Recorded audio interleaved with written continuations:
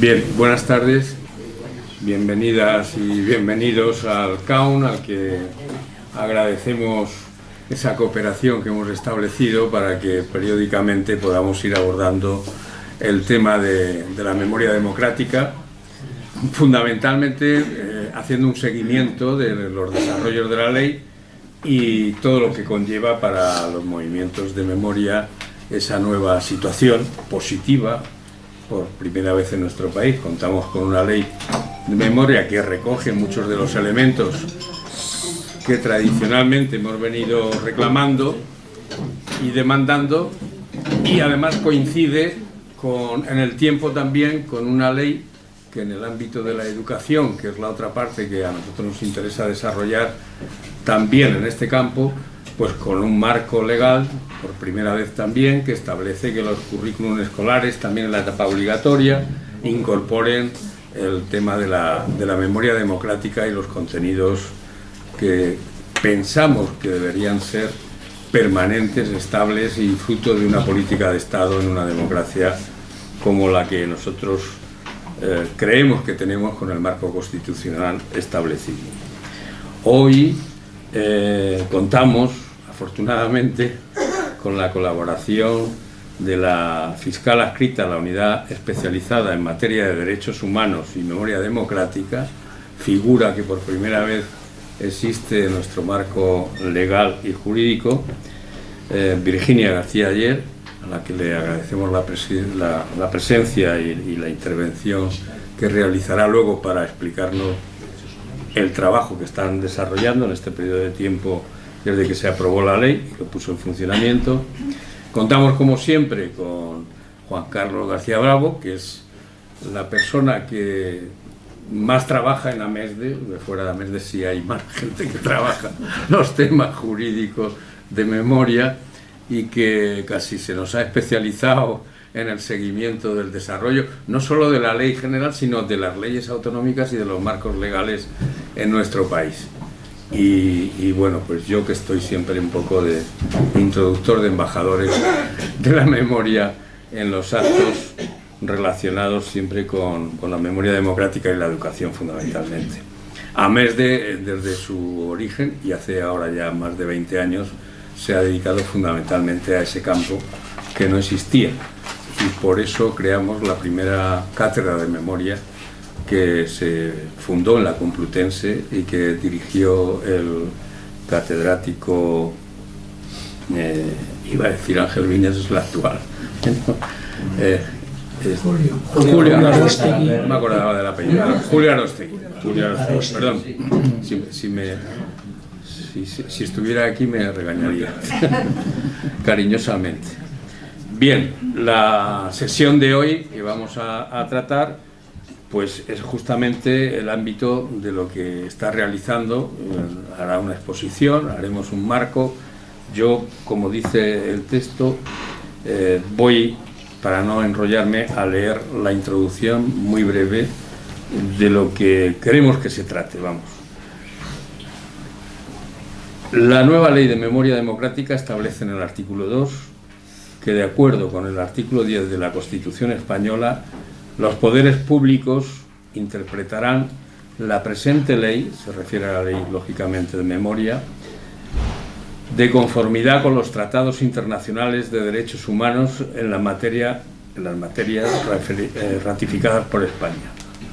E inmediatamente después dice también todas las leyes del Estado español, incluida la Ley 46/1977 de 15 de octubre de amnistía, se interpretarán y aplicarán de conformidad con el derecho internacional convencional y consuetudinario, en particular en conformidad con el derecho internacional humanitario, según el cual los crímenes de guerra, de lesa humanidad, genocidio y tortura tienen la consideración de imprescriptibles y no amnistiables. Y en ese marco se mueven muchas de las asociaciones, nos movemos muchas, yo también estoy en la plataforma de la Comisión de la Verdad, y por eso sorprende que este precepto del artículo 10.2 de la Constitución, que está vigente, y ante la entrada en vigor de la Ley de Memoria Democrática, pues por qué hasta estas alturas es necesario recordar a la judicatura su deber de aplicar ese artículo 10.2 de acuerdo con la Constitución y con los convenios internacionales a los que se ha hecho referencia.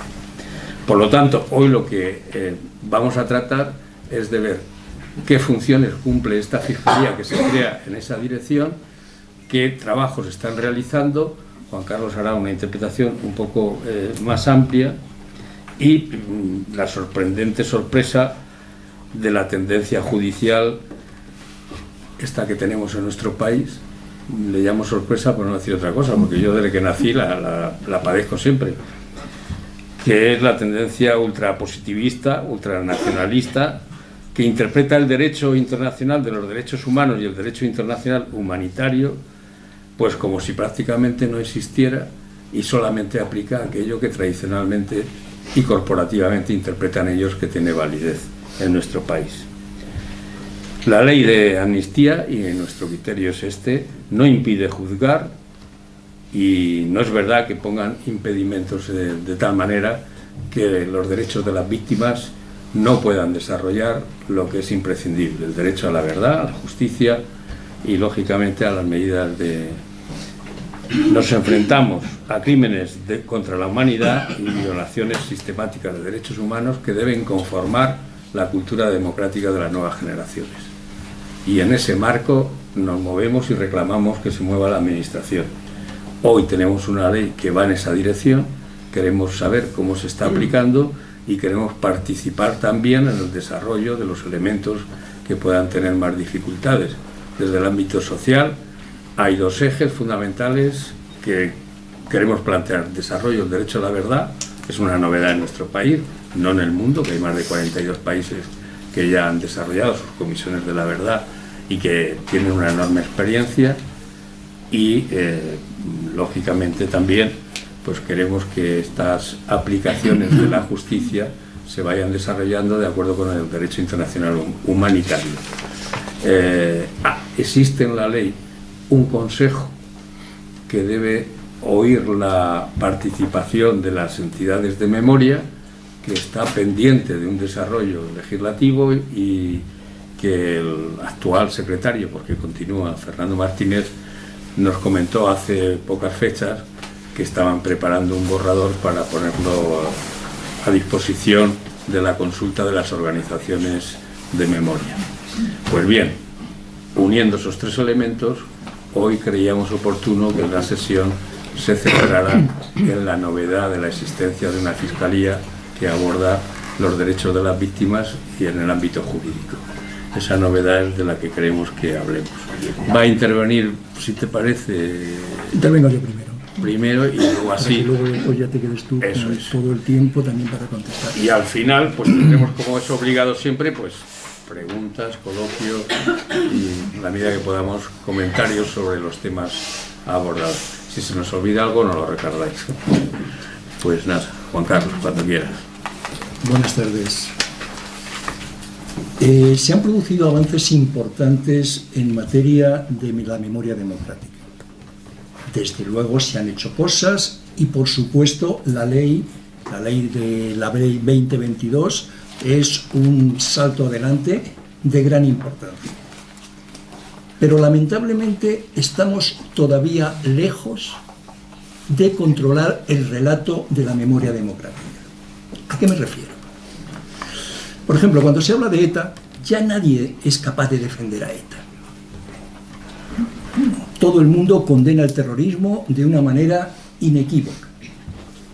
Sin embargo, cuando hablamos de memoria democrática, todavía eso no es así.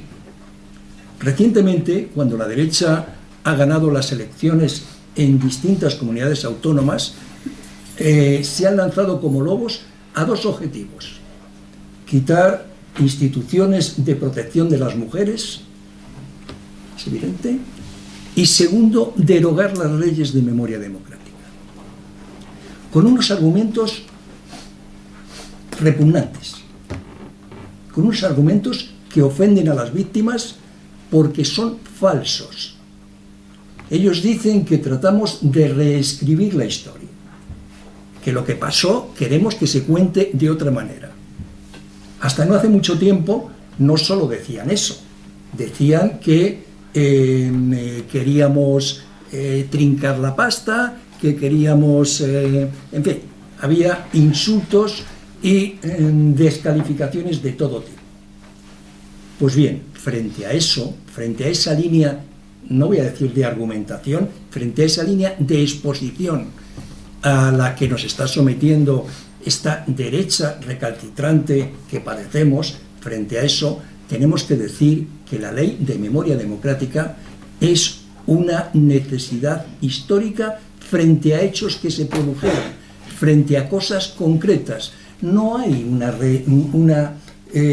un intento de volver a escribir la historia. Hay hechos pendientes que enjuiciar y que dar solución. ¿A qué me estoy refiriendo? Voy a mencionar solo 5 o 6, pero estos son la base, el motivo básico, el fundamento de la ley de memoria democrática.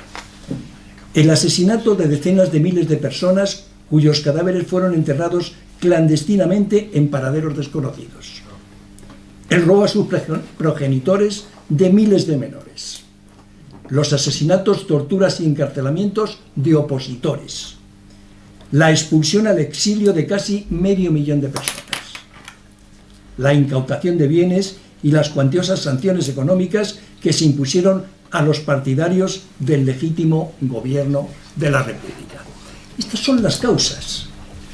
La ley de memoria democrática no nace para reescribir la historia ni para pasar facturas. Es que hay hechos concretos y acreditados, más allá de cualquier duda razonable, que están todavía pendientes.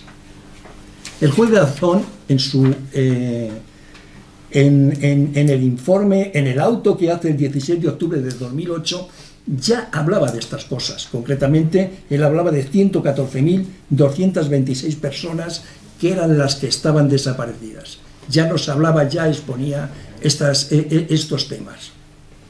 Sabéis que ese tema, este intento del juez Garzón, tuvo una evolución dramática, porque el juez Garzón fue expulsado de la carrera judicial.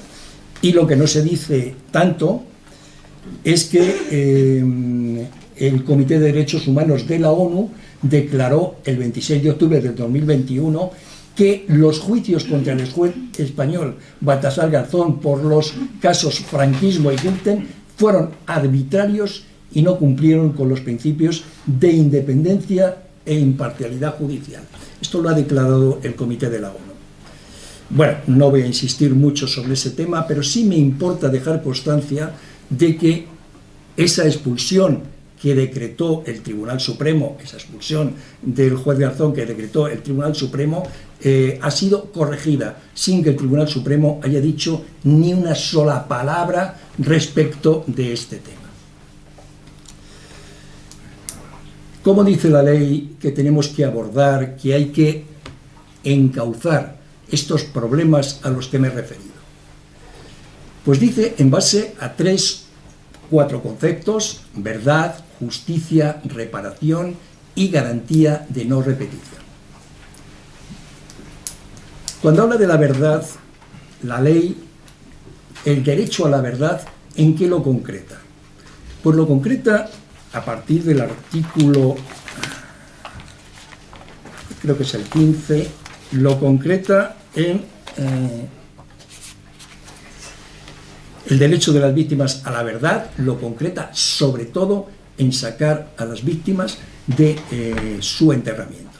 A esto dedica prácticamente la totalidad de ese capítulo de la ley, dedica el derecho a la verdad. El derecho a la justicia, bueno, pues básicamente es la creación de la Fiscalía, que hoy nos acompaña en este acto y que, por supuesto, pues va a hacer su exposición y nos va a explicar sus proyectos y también algunas dudas de las que estamos aquí planteando. Y la reparación, que es la tercera pata del banco. Bueno, la reparación, de lo que se trata básicamente es de resolver aquellas aquellas cosas que en su momento se hicieron expropiando y multando a personas e instituciones por el simple hecho de haber permanecido fieles a la institución republicana.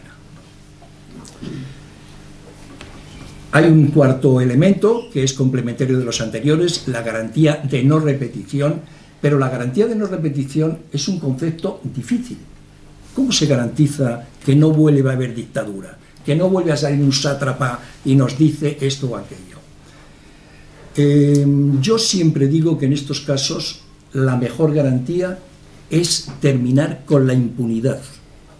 La impunidad es el mayor perjuicio para la paz futura, es la mayor alteración, el mayor riesgo que puede tener la paz futura.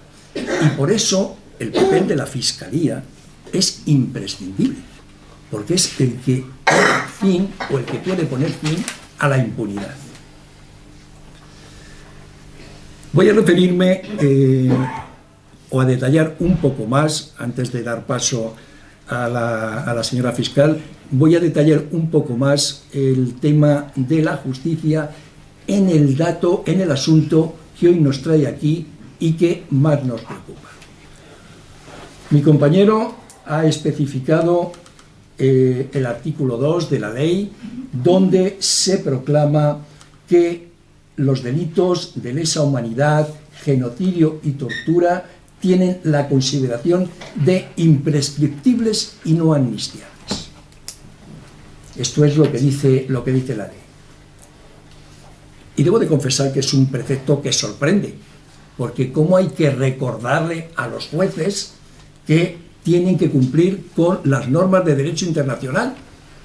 Esto lo debían de haber aprendido en la carrera y no hace falta recordarlos. Pero es que, claro, hay un problema, y es que los jueces no respetan el derecho internacional, específicamente en estos temas de lesa humanidad, de delitos de lesa humanidad.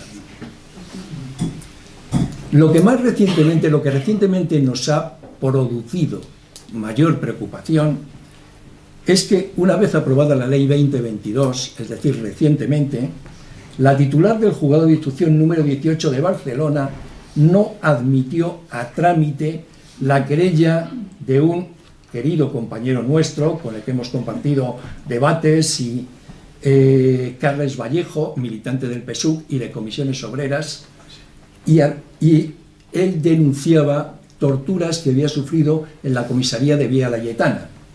Entonces, dice la señora jueza que estos son hechos prescritos y amnistiados, y que por tal causa no son constitutivos del delito de lesa humanidad.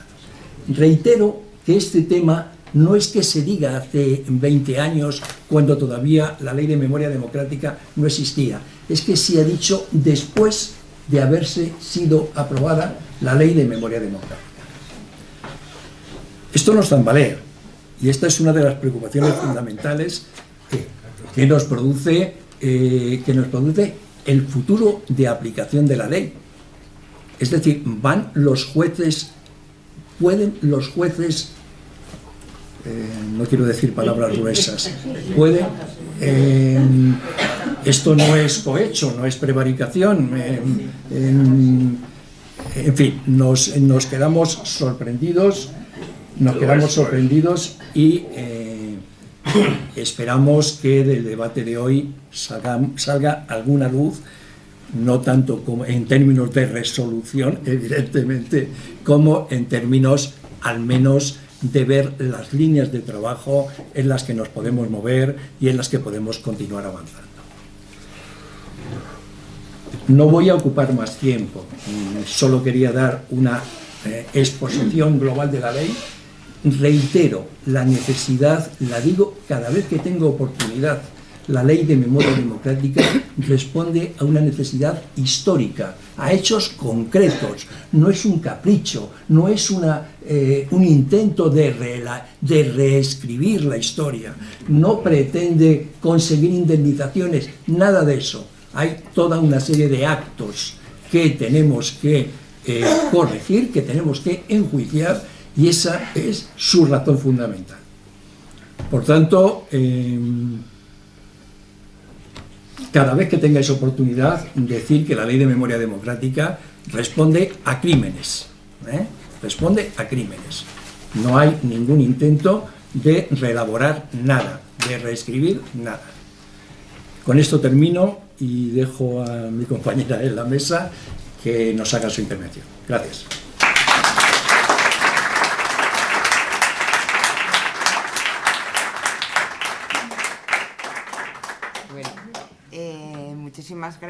Muchísimas gracias a MESDE por contar conmigo para esta charla coloquio de hoy, a Juan Carlos y a Jaime, bueno, pues por esta amable invitación a participar, que me da, bueno, a mí le da a la Fiscalía la oportunidad precisamente de esto, ¿no? De comunicar, que es importantísimo, de hacer didáctica y de hacer divulgación sobre qué significa o qué funciones tiene el Ministerio Fiscal y concretamente la Unidad de Derechos especializada de Derechos Humanos y Memoria Democrática de la Fiscalía General del Estado. Digo esto porque ya el Ministerio Fiscal en sí es una institución que, a pesar de la trascendencia constitucional que tiene como órgano constitucional y bueno, digamos que para el desenvolvimiento del Estado de Derecho y para la sociedad, para el interés público y social, que es la misión que nos encomienda la Constitución, es realmente una institución muy desconocida para la sociedad. Y bueno, pues una de las de los proyectos o las necesidades también que tenemos es acercarnos a la ciudadanía, porque al fin y al cabo el Ministerio Fiscal no deja de ser una institución para la ciudadanía y a disposición de las necesidades sociales, y por tanto es importante pues acudir a actos como estos en los que bueno, pues podemos acercarnos bueno, de tú a tú a la ciudadanía y ver que el Ministerio Fiscal es eso, ¿no? Es una institución ciudadana. Es desconocido el Ministerio Fiscal, más aún, claro, lo es una unidad de nueva creación como la Unidad de Derechos Humanos y de Memoria Democrática, bueno, en la que tengo bueno, pues el gran placer de formar parte. Y hacer también didáctica sobre la memoria democrática y sobre los derechos humanos en el ámbito de la justicia, porque creo que también es muy necesaria, no solo en foros como este, en el que bueno, pues organizadores y asistentes pues están no solo plenamente convencidos, sino que además es su trabajo, su labor y su esfuerzo de 20 años va dirigido precisamente a preservar y a defender estos valores que no dejan de ser los valores constitucionales y los valores democráticos que como bien habéis dicho, tanta sangre han costado, tanta lucha y tantos sacrificios, ¿no? Conseguir por parte de la sociedad. Y digo también que es importante hacer esta didáctica no solo en estos foros, sino en otros, en cualquier otro foro, porque es muy importante despolitizar o sacar del contexto de la mera pugna política cuestiones como son los derechos humanos y como es la memoria democrática. La memoria democrática y los derechos humanos, yo digo que es una denominación muy afortunada la que la ley le da a esta unidad especializada, porque no son compartimentos estancos, no están los derechos humanos por un lado y además la memoria democrática, no. La memoria democrática no es sino una emanación de los derechos humanos, o no es sino una manifestación más de los derechos humanos, entre otras cosas porque de lo que se trata de recuperar y de restablecer es el dolor producido por hechos que fueron vulneraciones de los derechos humanos, como bien dice la ley, del derecho internacional de los derechos humanos y del derecho humanitario. Por tanto, es sumamente importante hacer esta didáctica no solo desde espacios de fiscalía o de espacios de la justicia, sino desde otros espacios como, bien habéis dicho, el de la cultura, el de la educación, el de la historia, el de la sociología, antropología. Es decir, analizar, poner sobre la mesa, poner de nuevo en el debate público y hacer esta labor de recuperación y de la memoria democrática como una manifestación de los derechos humanos. Los derechos humanos tienen que quedar fuera de cualquier tipo de consideración política o de debate político más allá de los valores que cualquier democracia liberal se da a sí misma. No son un presupuesto insoslayable de cualquier democracia y de cualquier Estado de Derecho, y desde luego es uno de los mayores logros de la civilización, y por tanto es el deber de toda sociedad democrática preservarlos, y desde luego de las instituciones, como es el Ministerio Fiscal, también garantizar su efectividad. También quería decir que la memoria democrática no mira solo hacia el pasado. Por supuesto que mira hacia el pasado en el sentido de preservar, recuperar y difundir hechos ocurridos que supusieron vulneraciones de los derechos humanos, que es necesario traer a presente para garantizar esos principios vertebradores del derecho internacional de los derechos humanos, que son los de verdad, justicia, reparación y garantías de no repetición. Pero desde luego no es solo una cosa del pasado, o creo que no se debe plantear solamente como una cosa del pasado, sino que se ha de traer a presente y sobre todo tiene que tener una proyección de futuro. La memoria democrática no es solamente una foto fija de unos hechos atroces que ocurrieron y que hay que recordar y preservar, sino que hay que hacer una labor de análisis y traer esto a presente y a futuro como una forma de garantizar los principios constitucionales, los valores constitucionales y la pacífica convivencia democrática. Creo que esto, las políticas de memoria, no solo en España, sino en el contexto internacional,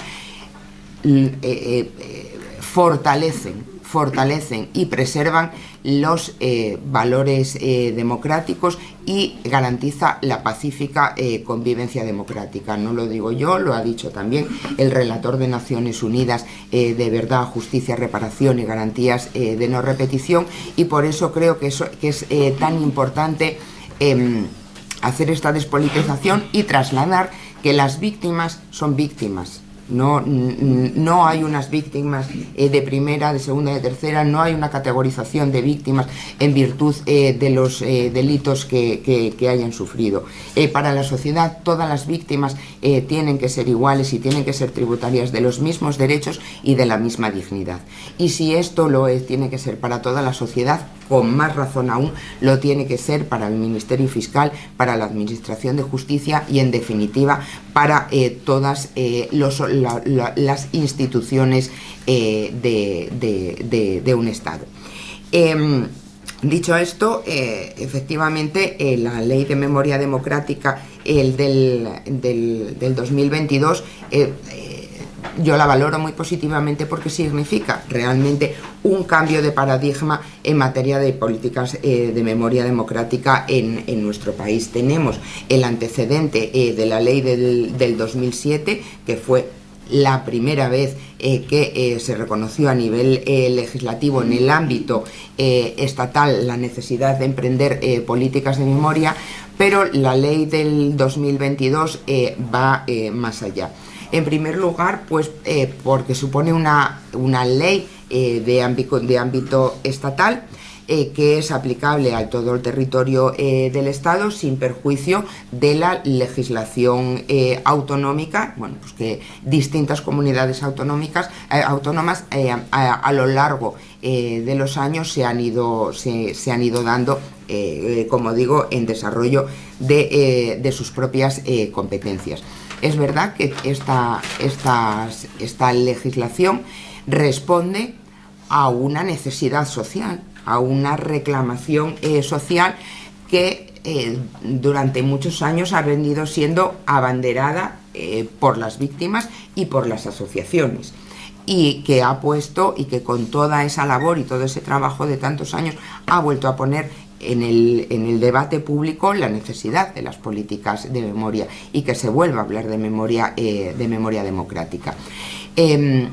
La exposición de motivos de la ley para mí es una exposición de motivos muy buena, magnífica, que recomendaría a todo el mundo. Ya sé que aquí os la habréis leído, pero fuera de estos ámbitos, fuera de estos foros, siempre recomiendo a todo el mundo que la lea, porque creo que es sumamente gráfica y sumamente esclarecedora de por qué son necesarias las políticas de memoria, por qué es necesario poner en el centro los principios del derecho internacional de derechos humanos, y porque además reconoce explícitamente dos cosas que creo que, bueno, es muy prolija, habla de muchas cosas, pero creo que es muy importante, por un lado, que reconoce explícitamente que durante el periodo a que se refiere la ley, es decir, desde el golpe de Estado del 18 de julio del 36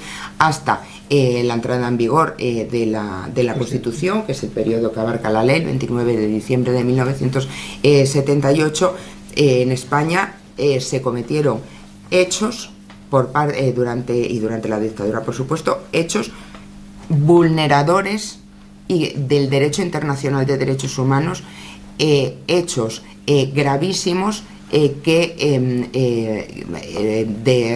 represión, de bueno, pues los delitos más graves, todos sabéis, asesinatos, desapariciones forzadas, torturas, etcétera, etcétera, que violan los derechos humanos. Y eso se recoge explícitamente, y se recoge también y se reconoce esa deuda histórica que el país tiene con las víctimas y con aquellas personas que sacrificaron su vida, su libertad, su integridad, sus bienes, su familia y tantas cosas por el restablecimiento de una democracia, por el restablecimiento de un régimen de derechos y libertades, y que ese sacrificio y esa enorme generosidad fueron esenciales para no solo la llegada de nuestra democracia, sino la consolidación, porque además fueron extremadamente generosas una vez llegada la transición, y en mi opinión ¿cómo podría decirlo?, de asumir una posición casi de silencio, o de esa invisibilización que tantos años han sufrido, y yo creo que ya es el momento, más de 40 años después de la promulgación de la Constitución, de saldar esa deuda histórica. Efectivamente, todo esto se recoge en la exposición de motivos de la ley. La ley habla, lo dice el artículo 2.1, lo dice en la exposición de motivos, de articularse en torno a estos principios del derecho internacional de derechos humanos de verdad, justicia, reparación y garantías de no repetición. Se articula la estructura de la ley así, y habla específicamente del ámbito de justicia, que es al que ahora me voy a referir más explícitamente. Se recoge en el capítulo 2 del título segundo el derecho a la justicia, y se compone de dos artículos, los artículos 28 y 29.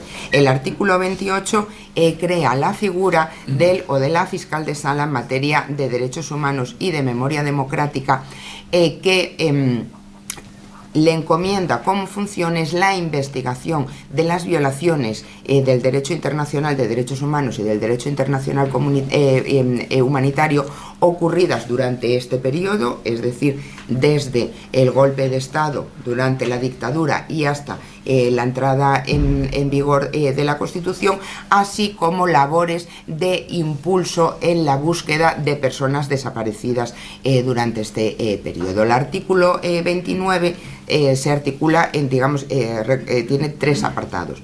El primero se refiere al derecho a la investigación, y esto creo que es un cambio de paradigma en materia de justicia que hay que entrar a analizar en cuanto a su alcance y a sus efectos. El apartado segundo habla de la jurisdicción voluntaria, a la que luego también me referiré, y a la actuación en materia de registro civil. Por lo que respecta concretamente ahora a la unidad especializada, la ley, como digo, la crea en el artículo 28 y luego lo que hace es reformar el Estatuto Orgánico del Ministerio Fiscal, que digamos que es la norma legal que regula la organización, el funcionamiento, las competencias, etcétera, de la institución del Ministerio Fiscal, para introducir en su artículo 20 la figura del o de la fiscal de sala y desarrollar ya ahí concretamente todas sus competencias.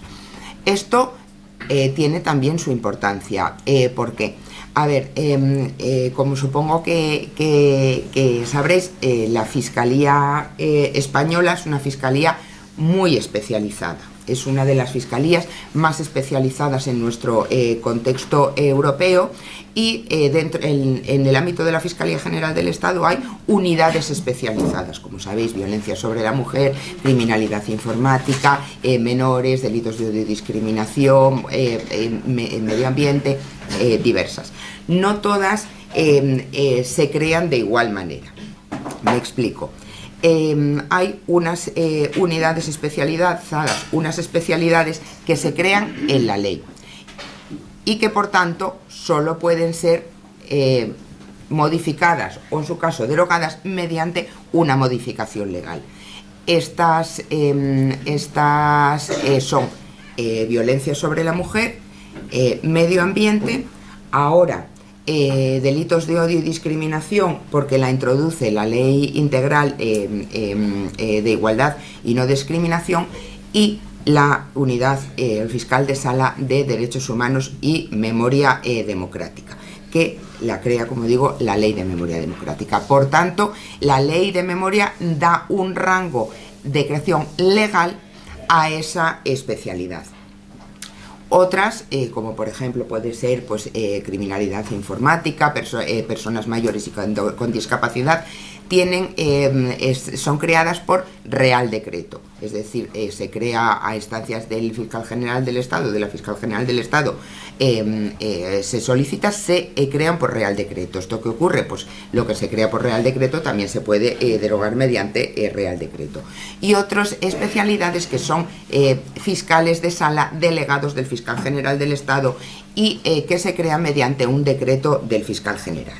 ¿Qué quiero decir con esto?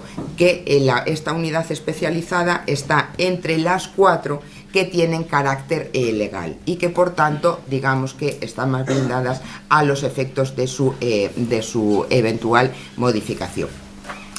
¿Qué significa la creación de esta especialidad?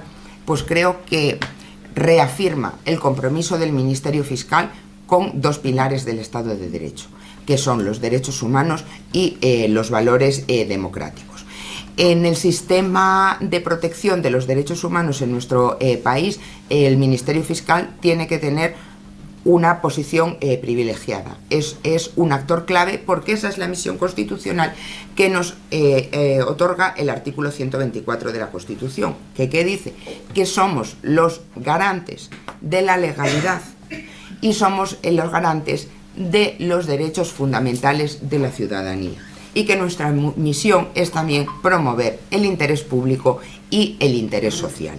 Es decir, en la configuración constitucional que nos otorga el artículo 124 nos da, digamos, un ámbito competencial más amplio, que no se circunscribe o no se tiene por qué circunscribir únicamente al ámbito estrictamente procesal, sino que también podemos emprender otro tipo de acciones que hay también que explorar y que luego me referiré también a ellas. La actuación del Ministerio Fiscal, por tanto, en todo lo que se refiere a los derechos humanos, tiene que ser especialmente proactiva, particularmente proactiva, y estar presidida por un enfoque o una perspectiva de derechos humanos. Igual que decimos que en materia de igualdad, en materia de mujer, nuestra actuación tiene que estar presidida por la perspectiva de género, cuando se trata de menores por una perspectiva de infancia, cuando estamos ante derechos humanos también tenemos que enfocarnos en esta perspectiva y, por supuesto, tener siempre una visión también intuitiva de los derechos de las víctimas. Es decir, nuestra función, más allá de la persecución penal, más allá de la actuación como parte en los procesos penales, está orientada a la atención, a la protección y a la tutela de los derechos de las víctimas. Eso siempre tiene que estar en el eje de nuestra actuación y en materia de memoria democrática no puede ser menos. ¿Qué es una unidad especializada de la Fiscalía General?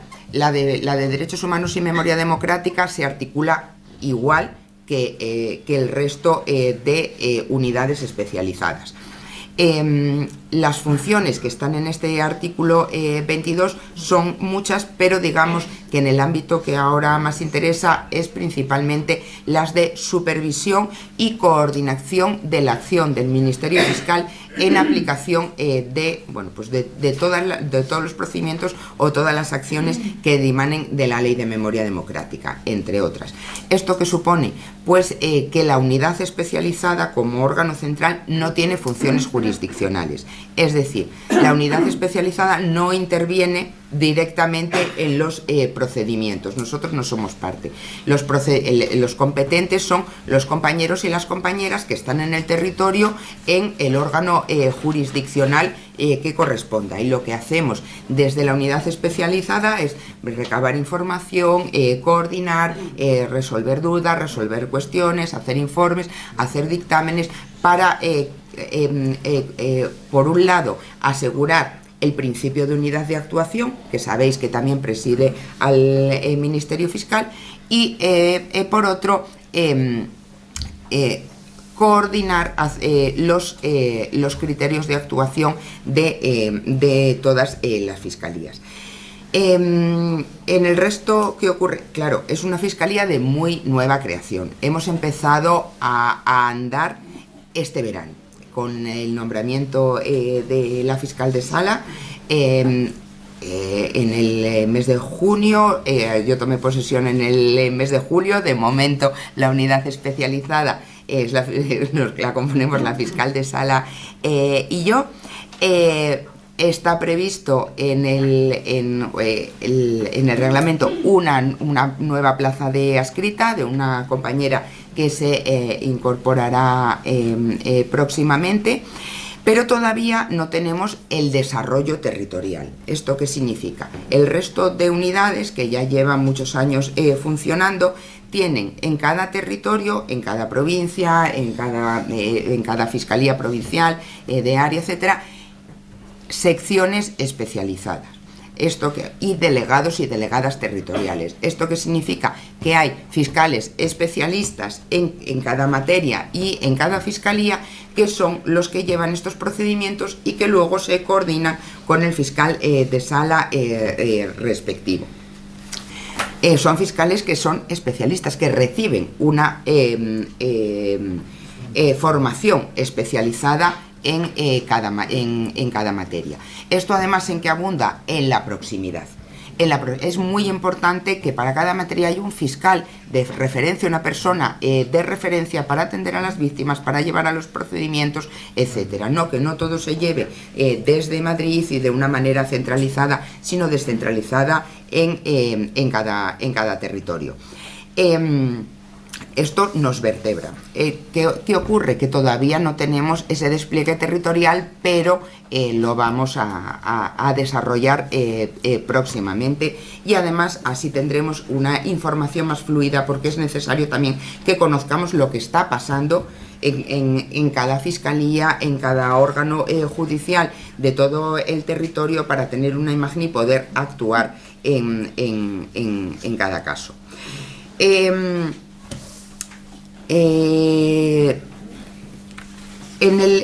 Hemos ya empezado a actuar en muy diversos ámbitos. En el ámbito estrictamente del proceso penal, como bien sabéis, pues, tras la entrada en vigor de la Ley de Memoria Democrática y el funcionamiento de la Fiscalía, se han seguido interponiendo querellas por distintos hechos. En Barcelona, torturas en el contexto de delitos de lesa humanidad o de crímenes contra la humanidad. Madrid también tiene tortura, bien, otro procedimiento, del que ahora hablaremos, en Pamplona. ¿Qué ha hecho la unidad especializada? Coordinarse con los compañeros y las compañeras del territorio, con los y las fiscales jefes de cada territorio, para establecer unos criterios de actuación a la hora de informar sobre la admisión o inadmisión de las querellas interpuestas. El criterio que ha trasladado la unidad especializada es el que hay que valorar precisamente ese cambio de paradigma del que os hablaba antes, que es el deber del Estado de investigar, que impone el artículo 29 de la ley. ¿Y qué significa eso? Pues que las víctimas tienen un correlativo derecho a que estos hechos se investiguen, y que por tanto no procede una inadmisión liminar, digamos, inicial de las querellas sin efectuar esa investigación previa. Lo que queremos decir es que hay un principio pro actione, lo que llamamos el principio pro actione, que es el principio del derecho al acceso al proceso penal, que se ve reforzado cuando estamos hablando de graves violaciones del derecho internacional de los derechos humanos y del derecho internacional humanitario. Esta investigación, a ver, que no me quiero, es que no lo quiero hacer muy árido y muy jurídico con palabras como proactione, etcétera, ¿no? Entonces vamos a lo que hemos concluido es que este derecho a investigar supone que antes de tomar una decisión sobre la finalidad del procedimiento o lo que vaya a ocurrir después, hay que investigar. Hay que determinar pues, las circunstancias en las que ocurrieron los hechos, las personas responsables en su caso, ir a las víctimas, determinar los patrones de conducta, determinar el contexto, porque el contexto es esencial cuando estamos hablando de crímenes contra la humanidad. Hay una sentencia, vosotros lo conoceréis, que es la sentencia de Estilingo, que es, digamos, que el caso paradigmático que ha habido en el ámbito de la justicia española por delitos de lesa humanidad. Como bien sabéis, además el juicio oral lo llevó la fiscal de sala, lo llevó Dolores Delgado, lo hizo en su momento en el año 2005. Hay una primera sentencia condenatoria de la Audiencia Nacional en la que se condena a Estilingo por delito de lesa humanidad, concurso con otros delitos. Se le impone una pena de 600 y pico años de prisión. Hay resolviendo el recurso de casación interpuesto contra la sentencia, el Tribunal Supremo entra en la definición y en el análisis del delito de lesa humanidad y retira esa calidad, digamos que absuelve por el delito de lesa humanidad, dice que no se puede aplicar por lo que os explicaré a continuación, pero sí condena por los distintos delitos, digamos, comunes que se cometieron, como los asesinatos, las desapariciones forzadas, las torturas, etcétera, etcétera, y dice que se cometieron en un contexto de crímenes contra la humanidad. De hecho, dice que no es aplicable la lesa humanidad, pero sin embargo sí aumenta la pena, le impone una pena, en este caso, de más de 1000 años de prisión. Lo que argumenta el Tribunal Supremo es que el delito de lesa humanidad entra en nuestro ordenamiento jurídico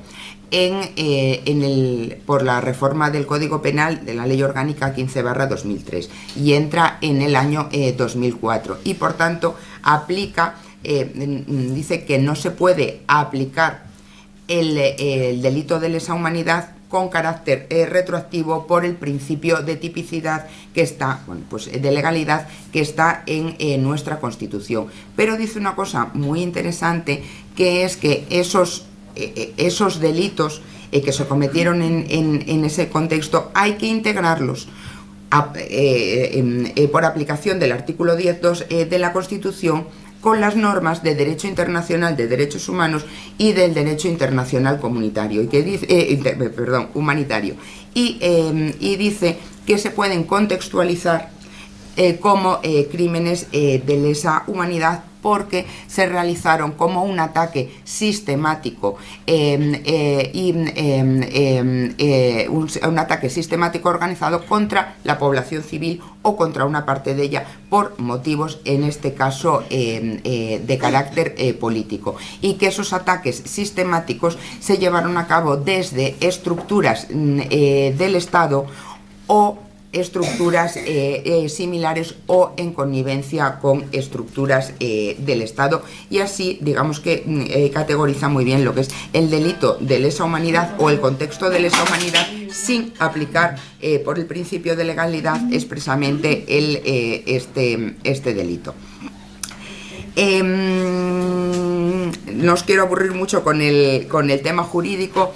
Es importante también en el tema del proceso penal lo que implica para las víctimas. En primer lugar, porque ya el mero hecho de investigar supone una reparación, es reparador ser oído ante un tribunal, que comparezca el Ministerio Fiscal, sentir ese respaldo de las instituciones del Estado. Yo tuve la oportunidad de acudir a la declaración del querellante, de Julio Pacheco, en la querella que ahora mismo es así, que está admitida y está en trámite en el juzgado de instrucción número 50 de Madrid, y me parece que fue un hito, porque es la primera vez que un órgano judicial español en un procedimiento español toma declaración y escucha a una víctima. Además, bueno, fue una declaración muy amplia, con muchas preguntas, y bueno, desde mi punto de vista también muy emotiva, aunque hay que verlo desde el punto de vista jurídico. Yo acudí acompañando al compañero del juzgado de instrucción 50, que, como os digo, es el encargado y el responsable de la causa, sin perjuicio de que actuemos en coordinación, pero sí que tuve la sensación de que eso también es reparador, entre otras cosas porque la víctima tiene condición de víctima, tiene la condición de víctima en un proceso penal, y tiene a su disposición los recursos que la Administración pone a disposición de las víctimas. Tiene a su disposición los recursos del Estatuto de la Víctima. Ofrecimos la posibilidad de que fuera también asistido por la Oficina de Asistencia a las Víctimas. Esto también es importante y esto también es reparador. Lo que decimos también en este ámbito es que el derecho a la justicia y el derecho a la investigación está indisolublemente unido con el derecho a la verdad. El derecho a la verdad supone el derecho ya no solo de las víctimas a conocer qué ha pasado, quiénes han sido los responsables, de los familiares a saber cuál ha sido el destino o la suerte de su familiar, dónde están los restos de su familiar, sino es también el derecho de toda la sociedad a conocer qué ocurrió y cómo se violaron sistemáticamente, como digo, los derechos humanos de una parte importantísima de la población y una parte importantísima de esta misma sociedad. Y por tanto, en el derecho a la verdad hay una víctima individual y hay una víctima colectiva, que somos todos. Es un poco en el sentido en el que también lo ha reconocido el Convenio contra las Desapariciones Forzadas, que habla explícitamente del derecho a la verdad y del derecho a las víctimas a conocer el estado de la investigación, los autores, el paradero de sus familiares, y es un poco también el sentido en el que han ido algunas resoluciones del Tribunal Europeo de Derechos Humanos, que no habla del derecho a la verdad como un derecho autónomo, lo vincula al derecho a la investigación, pero que sí habla también del derecho de toda la sociedad a conocer qué ocurrió. No sé cómo vamos de tiempo. Mal, ¿no? Fatal.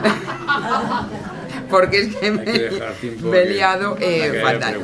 Vale, si tengo tiempo, luego, si queréis, a vuestras preguntas lo voy ampliando un poquito más. Como os digo, el ámbito de actuación del Ministerio Fiscal y de esta unidad no se circunscribe solo, por supuesto está también en el proceso penal, pero no se circunscribe solo al proceso penal. Es decir, lo que queremos es explorar todas aquellas vías procesales y también extraprocesales que la Ley de Memoria Democrática y todo el ordenamiento jurídico, desde el Estatuto de la Víctima, etcétera, nos otorga para poder ofrecérselas a la víctima. Lo que queremos, lo que buscamos, nuestro objetivo es ser una institución de referencia para las víctimas, de manera que puedan acercarse al Ministerio Fiscal y valorar individualizadamente cuál es su situación para darle también la respuesta más apropiada. Tenemos también otros cauces que no son el proceso penal, que es los expedientes de jurisdicción voluntaria, que se crean en la Ley de Memoria Democrática, reforman la Ley de Jurisdicción Voluntaria y crea lo que llaman los expedientes para declaración de hechos pasados, y es en determinadas circunstancias, en los que no haya una controversia jurídica con otro y tal, que haya una declaración, una resolución judicial, un auto judicial en el que se plasme unos hechos ocurridos en el pasado. Tenemos también la parte de registro civil, en el que el Ministerio Fiscal está obligado a promover las inscripciones de defunción, por ejemplo, cuando no estén inscritas la defunción de las personas desaparecidas, y también una función muy importante en el impulso de la búsqueda y localización de personas desaparecidas. En el ámbito de las exhumaciones. Si queréis luego y a alguno le interesa preguntar, no sé si puedo hablar un poquito de... Luego sí, va a salir. ¿no? Entonces, la función que tenemos, que creo que es importantísima en el ámbito de la exhumación, en el ámbito de justicia, funciones de coordinación, queremos llevar a cabo protocolos, porque lo que queremos es que cuando hay una exhumación, una localización de restos humanos, pues se trate como en cualquier otro caso, de cualquier otra víctima en que se encontraran unos restos humanos. No hay que llevar a cabo unas actuaciones, una investigación, unos informes periciales, determinar cuál es la causa de la muerte, etcétera, etcétera, ¿no? Y pues llevar a cabo todas las actuaciones judiciales o por parte del Ministerio Fiscal, policiales, etcétera, a través de protocolos de actuación, etcétera. Y luego ya muy brevemente en el ámbito administrativo, como sabéis, porque también ha salido en prensa, con todos los recursos contenciosos administrativos que se han interpuesto por distintos colectivos pretendiendo la paralización de las exhumaciones en el Valle de Cuelgamuros, que también hemos actuado en colaboración con el compañero, el fiscal de la Audiencia Nacional, especialista en lo contencioso administrativo, y que el otro día hemos tenido también la noticia de que finalmente el juzgado ha desestimado el recurso que se había interpuesto. No quiero extenderme más y quiero dar lugar al debate y al coloquio y también a las preguntas que me queráis hacer. Sí.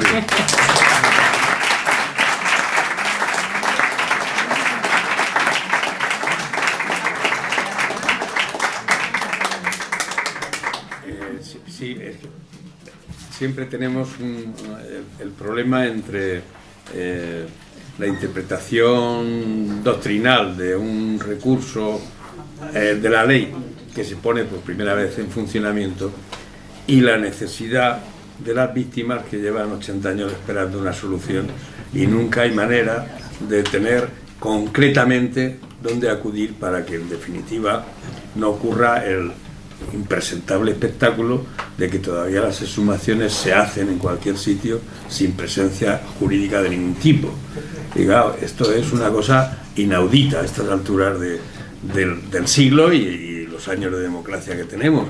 Porque claro, que hayan exhumaciones y allí no aparezca nadie, pues esto es, la Guardia Civil puede ir o no, es como una cosa particular, cuando esto es lo que constituye la mayor tragedia que ha vivido la sociedad española en el siglo XX y de la que todavía somos rehenes en muchas partes de nuestra ausencia de desarrollo político. Claro, una situación tan grave, pues la ilusión que crea un marco legislativo positivo es que luego al final el tiempo transcurra y no lleguen las aplicaciones concretas, en primera instancia a las víctimas y después al conjunto de la sociedad. Lo digo, ¿por qué? Pues porque las comunidades autónomas que aprobaron en la legislatura anterior una ley y ahora la han derogado, pues una vez más tenemos que esperar que haya un cambio. Las políticas de memoria deben ser políticas de Estado, estables y consustanciales al desarrollo democrático. No pueden estar variando sustancialmente, porque se deroga una ley, es sustancial, no es un aspecto, no es una duda, no es... Y claro, eso es lo que nos llama la atención a estas alturas del marco legal nuevo, que sea tan dificultoso el desarrollo de una vez aprobada la ley, de los aspectos más positivos que harían posible la cercanía con las víctimas en primera instancia y después con el conjunto de la sociedad, porque no se informa. Pondré un solo ejemplo, pero es que me parece muy importante por situar nuestra demanda de información a la estructura de desarrollo de esa ley. Claro, en España se juzgó, por ejemplo, a 2 de los militares de El Salvador y se les condenó. Se consiguió que un crimen que se hizo sobre españoles fuera de España, por militares, se consigue la extradición, de Estados Unidos, se les trae aquí, se les juzga de tal. No hemos sido capaces de sentar a nadie en el banquillo de los que están aquí y todavía padecen la evidencia de una exhumación, de un crimen, Y claro, esto es una cosa que cada vez más a los que estamos interesados en que se agilice al máximo, perdona que te lo diga así, pero es que llama mucho la atención. Es que desde que se toma una iniciativa legislativa no sabemos por qué vericueto, aunque lo sospechamos, la aplicación práctica para el ciudadano es que en este país parece que no llega nunca, ¿no? Y entonces esa es la preocupación que teníamos. Por eso queríamos hablar de las exhumaciones, claro, si tiene que ver o no con la Fiscalía, del Banco Nacional de ADN. Queremos hablar de qué está pasando en Colgamuros, queremos saber los archivos, si se ha garantizado, se va a garantizar, si se tiene algo que hacer, el censo de las víctimas, los censos, todas esas cosas se van a contemplar, sí, cuándo, cómo, de qué manera, podemos ayudar, hay que hacer algo. Nosotros nos brindamos como iniciativa social a reclamarlo si hace falta en la prensa, donde sea, pero necesitamos saber que hay una voluntad concordante para empujar este proceso y que no sea un proceso más que pasada la legislatura quede pendiente, porque es imprescindible. Yo creo que ya es hora de que terminemos de una vez por todas con esta manera de estar haciendo desde las distintas administraciones, insisto, desde una valoración positiva del marco legislativo, pero yo creo que es urgente que la administración no se puede permitir tomarse el tiempo de esta manera Ya sé las dificultades y no tiene nadie la culpa. Yo he sido funcionario y sé cómo funciona la administración, pero por eso, si hace falta reclamar, si hace falta activar, movilizarse, exigir, hagámoslo, no en contra de los que han sacado la ley, sino a favor de los que necesitamos que la ley se aplique. Ese sería nuestro discurso como asociación. Y yo creo que eso es lo que por experiencia yo he conseguido una declaración de reconocimiento. Esas otras, efectivamente. De reconocimiento personal. Esas A mí otras. me ha costado un año y pico conseguirlo, aportando documentación y tal, pero finalmente en mayo del año pasado conseguí una declaración de reconocimiento y, ¿cómo se llama? Declaración de reconocimiento Y reparación. y reparación. Y reparación. Y reparación a mi abuelo, que lo fusilaron en el año 40, y constan los registros, y yo tengo un documento firmado por el ministro de Justicia, por el señor Bolaños, donde expresamente se determinan sus circunstancias, que son nulas todas las sentencias que le llevó a la muerte, y es el delito de adhesión a la rebelión. Entonces, es un procedimiento administrativo, Sí. largo. Pero porque tú quieres que deje constancia, pero si no, Claro, necesitas si no, la tramitación, ya lo no dice hace el documento, falta. luego dice, aun siendo de hecho y de derecho nulas todas las sentencias dictadas, Claro. Efectivamente. Por medio de este documento se declara el reconocimiento y reparación personal de don Pedro Jiménez Díaz. Efectivamente, efectivamente. Entonces, Así seguimos. es. tardó mucho. Venga, eso es verdad, pero ya porque tú haces procedimiento inverso. El acudir a un nuevo proceso judicial no tiene salida ninguna. Los casos emblemáticos, no, en mi opinión, los más emblemáticos fueron el caso Julián Grimau y el caso Negrín. Plantearon recurso de revisión antes de la ley y el Tribunal Supremo dijo que no. Efectivamente. En el caso Julián Grimau, el fiscal general el fiscal del Tribunal Supremo, el teniente fiscal del Supremo, que era el padre del actual presidente del Tribunal Constitucional, y que según me dijo a mí un abogado, Manolo López, abogado comunista de comisiones obreras, era el mejor, dice. Este hizo un alegato para que estimaran el recurso de revisión de Julián Grimau. No hubo manera. Hizo un recurso de amparo al Tribunal Constitucional. Se lo inadmitieron. Entonces, estamos en ese marco, no hay otro, a efecto de revisión de sentencia. Segundo, es que vamos a ser tan ingenuos con la justicia que tenemos y los tribunales que tenemos de plantearle que estos tribunales ahora van a revisar sus propias sentencias. Pero es que no hay recurso, es claro. que creo que ese no hay. camino es baldío. No. Si la ley, al instrumentar esa vía administrativa, es consciente de que es imposible la vía de la revisión judicial. Yo creo que el legislador parte de esa base. Por De eso que no ya hay se lo que- dijeron, claro. se lo dijeron al abogado de Negrín. Le dijeron, oiga, mire, Garcés, esto va de la ley a la ley. Las sentencias dictadas con Franco son válidas y no las vamos a revisar nosotros. Eso, Pero están anuladas, que es distinto. sí, ahora están anuladas. Pero quiero decir que no quiere que la vía de plantear un recurso judicial es Claro, estéril, no lleva a ningún sitio. No hay que hacerlo. Yo sí voy a hacer Claro, una no Están anuladas. ¿para No qué hay van que a hacer? hacerlo. La ley lo Vale, dice vale. claro, no establece un Yo voy a hacer procedimiento. una pregunta. Sí. Venga. El caso Fernández Guaza en la Audiencia Nacional. Vamos a ver. Este señor participa junto con todos los grupos fascistas de Italia y de la OAT, participaron en la Semana Negra 77. Luego prestaron servicios a legal. Que eso creo que San de Santa María se lo advirtió a Martín Villa cuando le querían llevar a la Comisión de Investigación del Parlamento creada por Aznar. Y Aznar dijo, no, vamos a investigar la lucha contra ETA de este periodo a este periodo. Qué casualidad, que era el periodo socialista, y no el otro, el anterior. Entonces voy a ser Santa María, y llamó y dijo, mira, dile al señorito Aznar que yo voy a ir a la Comisión de Investigación, pero voy a hablar desde el principio, desde el 73, para adelante. Y claro, se suspendió y ya no se celebró la Comisión de Investigación por ese hecho. Entonces, ahí hay un contexto, creo yo, de crímenes contra la humanidad o de crimen por discriminación política, porque eran los grupos opositores que se manifestaron los que mataron en esa semana trágica, en el caso del hermano de Arturo Ruiz. Entonces hay un voto particular, yo no he leído la sentencia, pero me he enterado por la prensa, del magistrado Prada.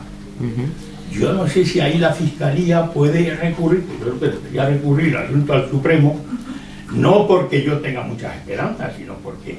Pero el problema es que la mentalidad judicial española, lo decía hace poco de la Cuadra Salcedo, es que dice, no, yo actúo con mi conciencia. Oye, usted, en su conciencia no, tiene que actuar conforme a la ley. Y si el derecho internacional es ley, usted tiene que aplicar la ley. No vamos a volver a la arbitrariedad judicial. Le voy a contar una anécdota reveladora. Un magistrado de trabajo falangista declara que la ley de amnistía del 77, que fue rechazada por Alianza Popular, y a estos señores ahora se les olvida, con la ley de amnistía de los catalanes, la rechazaron. Porque la UCD no es el antecedente del PP, es otra cosa. Bueno, pues este señor magistrado, llamaba López Fando, declara la amnistía hoy en una sentencia incompatible con los principios del movimiento nacional. Y al día siguiente se celebró un juicio en su juzgado que era Paco Romero Marín, el histórico dirigente comunista del interior. Manolo López, que es su abogado, dice, madre mía, veraje al lío, que fue la prueba muy bien, organizada y demás. Y el magistrado le dijo, oiga usted es ese que le decía en el tanque. Sí, señor. A usted lo detuvo muchas veces la policía. Y algunas me torturaron, dijo Paco Romero Marín. Bueno, eso no interesa a los efectos de este proceso. Yo, con mi conciencia, le voy a dar la amnistía que usted se la merece. Y le dio una amnistía laboral. Ese tipo de juez es un juez arbitrario. Voy a ver su conciencia, no voy a ver la ley. Esa mentalidad perdura. ¿Y entonces cuál es la línea de actuación? Primero cambiar el Consejo General del Poder Judicial, si es que es posible, y que hagan charlas y seminarios y formación de que mire usted que la independencia judicial no es que haga usted lo que quiera, que eso ya le dijeron el Tribunal Constitucional en el requerimiento aquel que hicieron Carlos Sainz de Robles. Oiga, que usted no es independiente para hacer lo que le dé la gana, usted está sometido a la ley, era lo único que quería decir. Pero yo te iba a preguntar si se va a recurrir o no esa sentencia.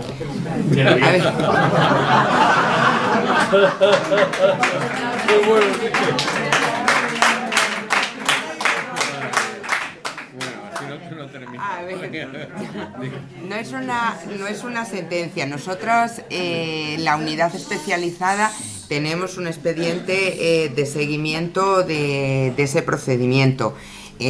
Tuvimos, de hecho, la oportunidad de reunirnos con Manuel Ruiz, pues poquito antes de su triste fallecimiento, que sentimos muchísimo por otra parte.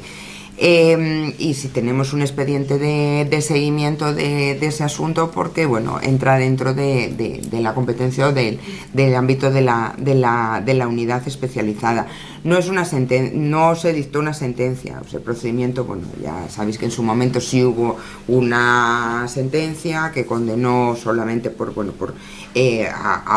no al autor material, etcétera, ¿no? Después el autor material está huido, sabemos que ha habido esta entrevista con El País, tenemos un seguimiento de todo el procedimiento. Aquí lo que ocurrió es que hubo un auto hace ya bastantes años de archivo por prescripción, que es firme. El archivo por prescripción. Lo que ha habido con posterioridad fue la solicitud de nulidad de ese auto que ya era firme. Entonces se resolvió en el sentido, bueno, pues que ya habéis visto en la prensa, efectivamente sí, que hay un voto particular en el auto del magistrado de Prada, y ese es el estado procesal en el que está ahora mismo la causa. Pero nosotros estamos haciendo un seguimiento. No tenemos, como digo, una actividad jurisdiccional ahí, porque además eso es competencia de la Audiencia Nacional, ya no de las fiscalías territoriales con delegados a las que me refería anteriormente, pero sí tenemos un expediente de seguimiento de esa causa. Buenas tardes, mi nombre es Ramos Silva, he sido concejal del PSOE en el Ayuntamiento de Madrid, he llevado temas de memoria democrática, sigo trabajando en ello, con distintas asociaciones y plataformas.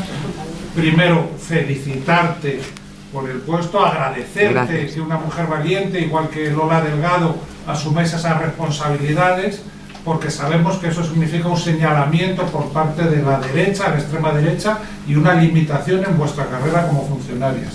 Y desde luego, lo primero, reconocer y agradecer el trabajo que hacéis y que se lo transmitas a Lola Delgado.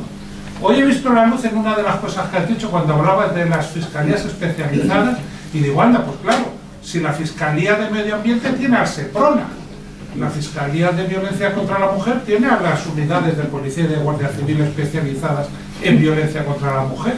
¿Por qué vosotras no tenéis unidades de la Guardia Civil y de la Policía Nacional adscritas para investigar dónde está mi abuelo en una cuneta, que yo no soy capaz de llegar a ello?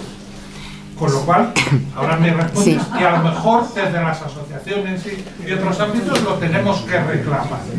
Y luego una pregunta que es la que tenía en la cabeza inicialmente, por si puedes responderla. ¿Qué opinión tienes tú? Vosotros, bueno, que dices, hablas de una visión amplia desde la Fiscalía, pero lo vuestro es sobre todo lo penal, lo que también te has referido al tema de cuelgamuros, que es contencioso administrativo. Aquí en Madrid, como en toda España, pues tenemos los vestigios franquistas que desde distintos ámbitos estamos intentando eliminar. Tengo en la cabeza Barajas, pueblo de Barajas, ciudad de Madrid, la iglesia, hacia el exterior una cruz con el José Antonio presente, en la plaza de Barajas también la placa de los hermanos Falcó, que encabezaron pelotones de fusilamiento en León y fusilaron a la Corporación de León, por ejemplo. Está documentado y mantienen ahí su placa. El artículo 35 es el que habla en la ley de eliminar los símbolos contrarios a la memoria democrática. La posición del Ayuntamiento de Madrid es que mientras no haya catálogo, ellos no hacen nada. ¿Tú crees que esa interpretación es correcta? ¿O tú crees que se debería actuar, aunque todavía no esté publicado el catálogo, dando cumplimiento al artículo 35 de la ley en contra de esos símbolos y elementos contrarios a la memoria democrática? Muchas gracias. A ver, en primer lugar, y en cuanto a las unidades adscritas, no todas las unidades especializadas tienen unidades adscritas. Efectivamente, sí que la Fiscalía de Medio Ambiente tiene una unidad adscrita del SEPRONA. La unidad de violencia de género no tiene una unidad adscrita. Lo que hay es que la Policía Judicial y la Policía Nacional tienen unidades especializadas en violencia de género. No es que estén adscritas a la Fiscalía, pero sí que en las fuerzas y cuerpos de seguridad, tanto del Estado como de las autonómicas, hay determinadas unidades especializadas en una materia. A ver, la intención, claro, es un poco lo que me refería antes, ¿no? Nuestras competencias son, como decía, amplias, se extienden o traspasan el ámbito penal. Una de las competencias que las unidades especializadas de la Fiscalía General tienen o en la que participan es la de la formación especializada. Participamos, y ya estamos empezando con cursos de especialización o de formación especializada para los nuevos fiscales que ingresan en la carrera fiscal y para los fiscales que ya están en la carrera y experimentados, una formación continuada. Pero también queremos que esa formación se pueda extender a otros operadores jurídicos y también a las fuerzas y cuerpos de seguridad del Estado. La idea que tenemos, el proyecto todavía por desarrollar, es poder llegar a convenios y a protocolos, porque creo que en tema de memoria y para llevar a efecto la ley y para garantizar el efectivo cumplimiento de nuestra misión es esencial la cooperación interinstitucional. Es decir, que todas las instituciones y los organismos que tengamos competencias en materia de memoria, en uno o en otro ámbito, podamos colaborar y que eso se lleve en unos protocolos y que a lo mejor esos protocolos también puedan afectar al ámbito de la formaciones conjuntas, etcétera, etcétera. Claro que ese camino, yo creo que el de la especialización y el de la formación especializada lo hemos de transitar, no solo en cuerpos y fuerzas de seguridad, sino para todos los operadores jurídicos. Ha pasado en todas las materias, en violencia sobre la mujer, en medio ambiente y en menores, en tantas y tantas. Era la parte de los símbolos contrarios a la memoria. Eso es una cuestión que es un procedimiento de carácter exclusivamente administrativo. Ahí la Fiscalía no tiene ninguna competencia. La ley regula cuáles son los símbolos contrarios a la memoria, el procedimiento para instar la retirada, cómo se pueden retirar, y en su caso establece un régimen sancionador, pero es de carácter puramente administrativo, y eso es competencia del órgano administrativo correspondiente. Ahí la Fiscalía no tiene ninguna competencia, salvo que se produjeran hechos constitutivos de delito, por supuesto. Allí quedan 2 palabras y luego damos 5 minutos para ir concluyendo. Sí, yo lo que quiero expresar es que el problema fundamental que tenemos ahora no es solamente de los jueces, ¿me entiendes? Es la propia ley que no se cumple. ¿Sabes que llevamos 3 años nosotros en Madrid manifestándonos delante del Sol, delante de la Dirección General de Seguridad? Hace no sé cuántos, 2 años, le mandamos la documentación de toda la gente que ha sido detenida, que no sé qué, que no sé cuándo. Está clarísimo todo. Bueno, pues no nos han dicho todavía nada, absolutamente nada, y eso lo puede hacer, no hay jueces, no hay nada, nada más que una orden diciendo: cúmplase, que se convierta en un lugar de memoria. Fíjate qué cosa más sencilla. Pues no se hace. El problema es que no se está cumpliendo, no la ley solamente, sino que no termina de culminar en nada. Entonces, claro, nosotros protestamos, y protestamos debidamente, porque ya estamos hartos de ver esta situación. Ya te digo yo, ¿sabes cuántas manifestaciones hemos hecho? Más de 300, fíjate, más de 300 en Madrid, porque ya está bien para que declaren lugar de memoria la Dirección General de Seguridad, ya está bien. Y eso no tiene que ver con jueces ni con nada, sino tiene que ver con la dirección que lleva lo de la memoria histórica. Nada más, compañero. Tiene que ver con la política de la Comunidad de Madrid. Julián, tiene que ver con el gobierno de la Comunidad de Madrid. No te confundas del tiro. Sí. No tiene que ver nada con el gobierno. Sí. La Comunidad de Madrid no pinta nada de eso. ¿Cómo que no? Está allí la sede. También, si el Estado declara lugar de memoria, podrán recurrir o no ellos, pero no ese es el problema. Claro, es que si nos encontramos con cualquier problema que existe de la derecha, entonces no ganamos nunca. Nunca. Ahora te contestaré. Después, cuando termine el evento. Carmen tenía la palabra. Carmen. Y ya vamos a cerrar. Sí. Muchas gracias por la presencia, que es absolutamente de agradecer, por lo novedosa, como siempre. Me recuerda cuando nos empezamos a ver con Fernando Martínez, cuando empezó y nos hablaba de lo que quería hacer el gobierno en memoria democrática, que nos parecía como soñar, ¿no? Entonces, bueno, pues con todo lo que nos has contado, que ha sido magnífico y es poco, porque podríamos estar hablando mucho, a mí se me han suscitado 3 cuestiones. Vamos a ver, cuando has contado lo del proceso penal que se abrió, ¿no? con una víctima, vamos, que se escuchó por primera vez a una víctima, y que fue pues lo emotivo que eso supone, ¿no? Más allá de... Y pues lo mismo yo creo que pasa también con lo que has contado de las inhumaciones que no tienen una presencia de la jurisdiccional, ¿no? O de la Guardia Civil, como que es una cosa que se ignora, como es algo de hace 80 años, no tiene nada que hacer, y yo creo que eso es negar una vez más la condición de víctimas y la identidad como tales a las personas que están ahí o a las personas que lo investigan.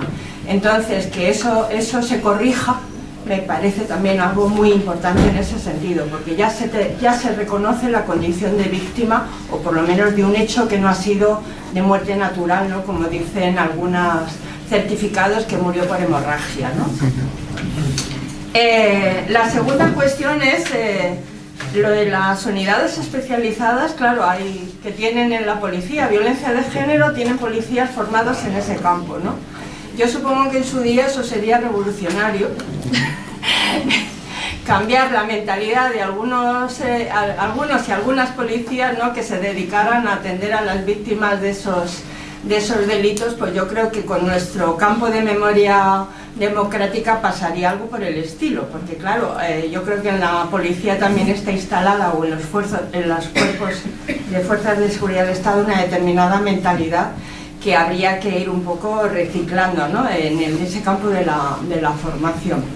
Y luego, por último, en el campo de la impunidad, bueno, hablamos de la impunidad de hechos pasados, hemos hablado de hechos presentes, pero también hacia el futuro, sentar esa idea de que no lo que uno puede hacer con lo que quiera, digamos, que tiene derecho y no pasa nada, ¿no?, que es esa sensación de impunidad que hay ahora, pues con todas las manifestaciones, declaraciones y tal, profranquistas, anticonstitucionalistas, antidemocráticas y tal, aparte de lo de la existencia de la Fundación Francisco Franco. Supongo que ahí, no sé, la Fiscalía ahí sí tendrá a lo mejor alguna competencia, ¿no?, porque son vulneraciones de la ley absolutamente evidentes, ¿no? A ver, tres cuestiones. La primera era la de la presencia. Es verdad que creo que son necesarios protocolos de actuación para que todos los operadores, por ejemplo, en una exhumación, estemos coordinados. Como no existen esos protocolos ni a nivel autonómico ni a nivel estatal, pues bueno, en cada juzgado, en cada partido judicial se funciona de una manera. Me consta que sí, que en Soria se está haciendo bastante bien.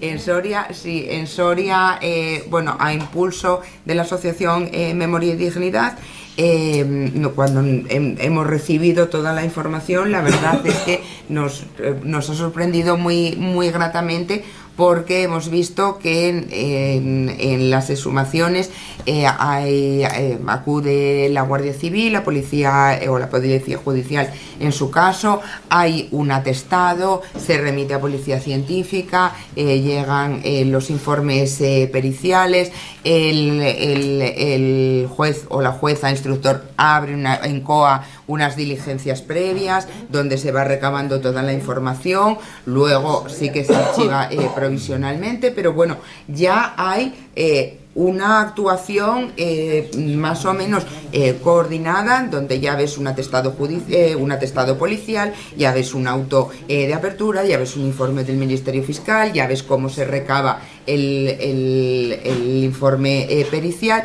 Es decir, hay experiencias ya que se han ido impulsando en ese sentido, y bueno, lo ideal sería, la buena práctica sería que eso se estandarizara. ¿Y cómo se estandariza? Pues a través de protocolos. Por eso digo la importancia de la colaboración y el diálogo interinstitucional para poder organizarnos y que se hagan las cosas pues con unos protocolos y unos esto. La formación en las unidades especializadas de policía. La formación pues básico, y era lo que decía un poquito al principio de mi intervención, que hay que hacer esa didáctica hacia afuera y hay que hacer también esa didáctica hacia adentro, y que queremos también potenciar, como no, la formación especializada de cara al Ministerio Fiscal, pero en todo lo que podamos también colaborar con otros operadores, con colegios de abogados, con policía, con el Consejo General del Poder Judicial, lo que sea, con todos los operadores que estemos implicados, bueno, pues poder impulsar cursos de formación especializada. Y por último, respecto de los actos, determinadas manifestaciones. A ver, hay un ámbito que es el administrativo, que es el que decía antes, en el que nosotros, el Ministerio Fiscal no tiene competencia. Puede haber manifestaciones o hechos o actos que entren dentro de la libertad de expresión, tal y como está pues interpretada tanto por el Tribunal Constitucional como por el Tribunal Europeo de Derechos Humanos, y la grandeza de nuestra democracia es precisamente, bueno, pues que hay cosas que gusten más, gusten menos, o sean incluso hirientes hay que tolerarlas porque entran dentro de un derecho fundamental, que es el de la libertad de expresión. Hay expresiones ya, actos y hechos que exceden de ese ámbito de la libertad de expresión, tal y como ha sido interpretado por el Tribunal Constitucional y el Tribunal Europeo de Derechos Humanos, y ahí puede que haya una responsabilidad de carácter administrativo, porque hay efectivamente un régimen sancionador en la ley del 2022, que no había en la del 2007, con unos órganos administrativos que son los competentes para tramitar el procedimiento sancionador e imponer en su caso la sanción, sin perjuicio de los recursos que se puedan imponer y tal, y luego ya habrá casos en los que se exceda incluso de lo administrativo y entre en el terreno penal. Ahí sí que tiene intervención en el Ministerio Fiscal, por supuesto. Que sea esta unidad especializada, depende. Por ejemplo, ¿qué será el caso más típico en el que nos podríamos encontrar? Un delito de odio. Un delito de odio y discriminación. En ese caso hay una unidad especializada, además con un fiscal de sala y unos compañeros magníficos y en todo el territorio, que ya está consolidado, que son los fiscales y las fiscales especialistas en delitos de odio y discriminación, y que están, lo llevan ya también con los protocolos, van recibiendo y todo. Entonces depende un poco del hecho concreto. Es muy difícil hacer una categoría así genérica, o sea, puede ser o libertad de expresión nos guste más o nos guste menos, o susceptible de sanción administrativa, o ser constitutivo de delito, y ahí es donde entraría el Ministerio Fiscal. Unas palabritas voy a decir nada más. Muy bien, venga. Me felicito por el excelente nivel de la ponencia y también de las preguntas y de los comentarios que se han hecho. Me han parecido interesantísimos, nos han descubierto pues muchas cosas, hemos intuido algunos temas que eran importantes. Conforme a lo que pensaba, la ley es una herramienta.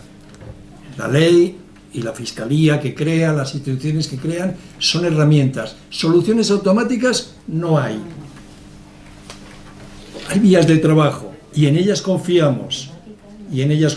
Es decir, confiamos en que desde nuestra posición como asociaciones y, por supuesto, desde la Administración del Estado, desde las distintas administraciones, se continúe avanzando en este trabajo importantísimo.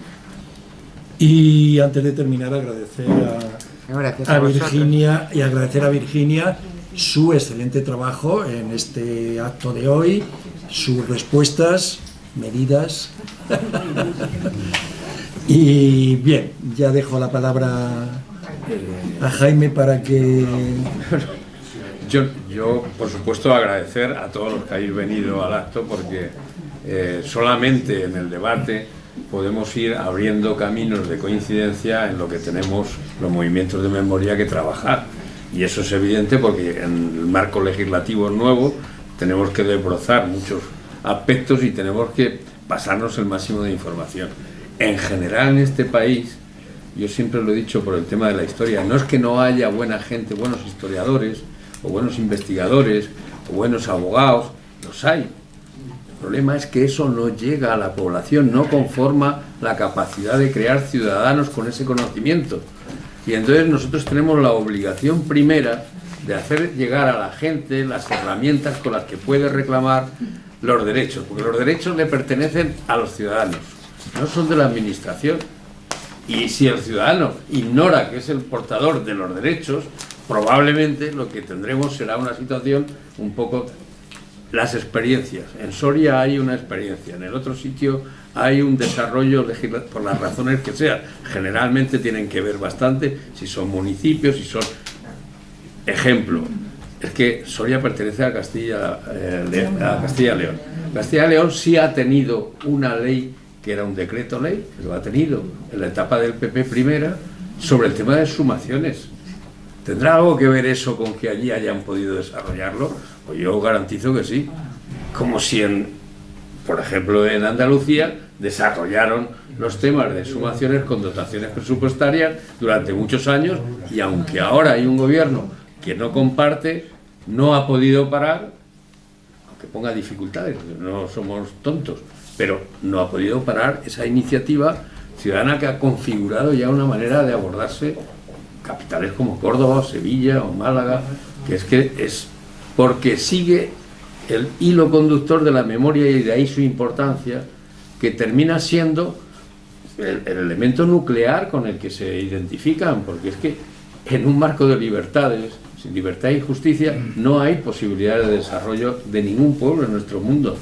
Y yo creo que es básico que favorezcamos al máximo la comunicación, el intercambio de experiencias, el conocimiento de los desarrollos legislativos para poder articular unas contestaciones que, por desgracia, pues no han tenido la envergadura que deberían tener en algunos ámbitos. Y en eso tiene razón Julián, en Madrid especialmente, por razones obvias, porque no es solamente tener un gobierno conservador, no, es beligerante con la memoria porque está reivindicando un marco de algo que hemos dicho siempre que es incompatible. No se puede ser demócrata y franquista. Eso es imposible. Y entonces eso hay que dejarlo bien claro. Es un oxímoron.